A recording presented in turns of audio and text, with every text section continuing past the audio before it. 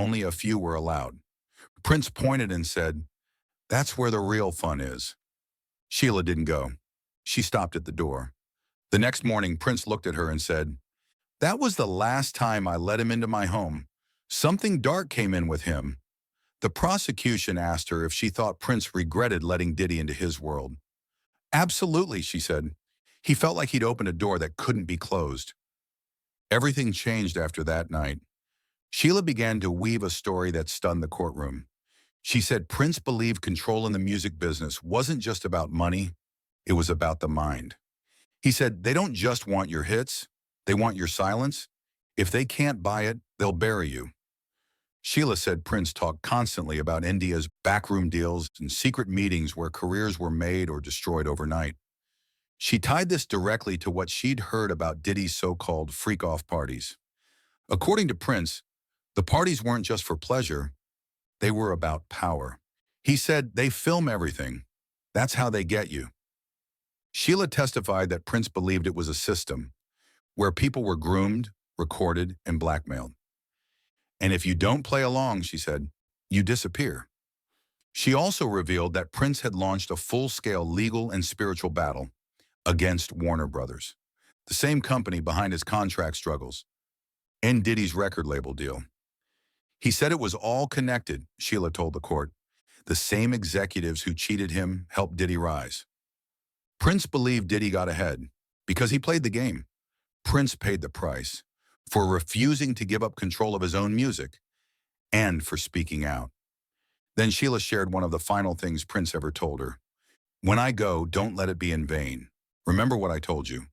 Protect the truth, even if it's ugly.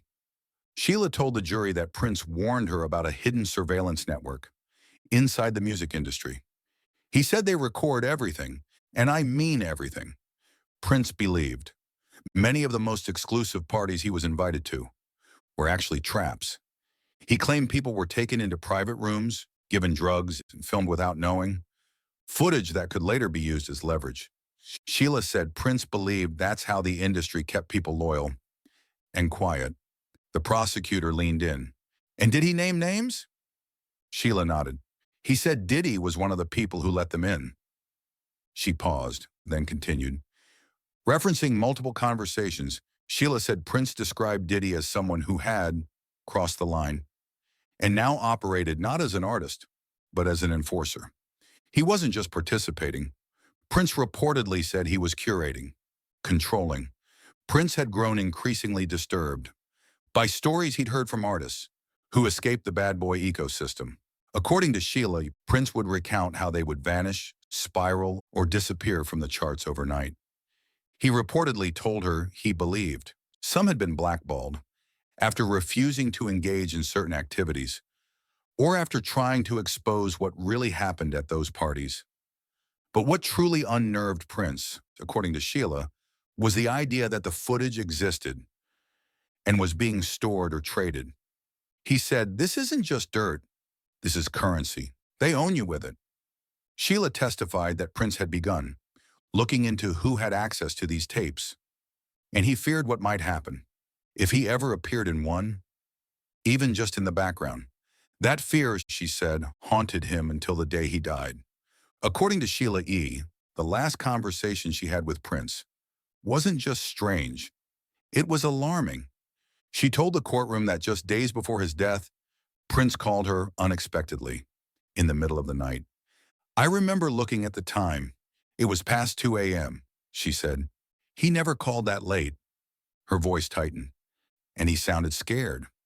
Wasn't afraid of death, but that night he sounded afraid of people. Sheila testified that Prince spoke cryptically, but clearly. He said, they're watching me. They want me quiet. She said he didn't say who they were, but she already knew. The system, the industry, the gatekeepers, the ones he always warned her about. He told me he was going to speak out, she said. He said there were plans.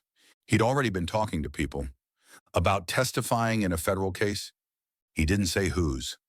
The courtroom stirred at that moment. The prosecution asked her to clarify. Did Prince say he would be testifying?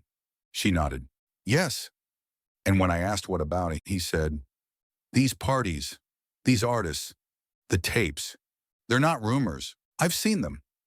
Sheila said he seemed especially disturbed by the involvement of men he once considered allies. He told me he went to a gathering and realized half the people in the room were there to collect secrets, not share music. Then came the quote. That left the courtroom silent. If I go down, it'll be because I tried to save someone who didn't want saving. Sheila paused. At the time, I thought he was talking about an artist. But now, seeing all this, I think he was talking about Diddy. She recalled Prince's final words on that call. Don't let them twist my legacy. And if something happens, remember this call. Say it loud if I can't.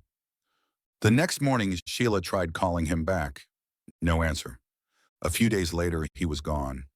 I didn't want to believe it, she said. But now that I've seen what's come out about the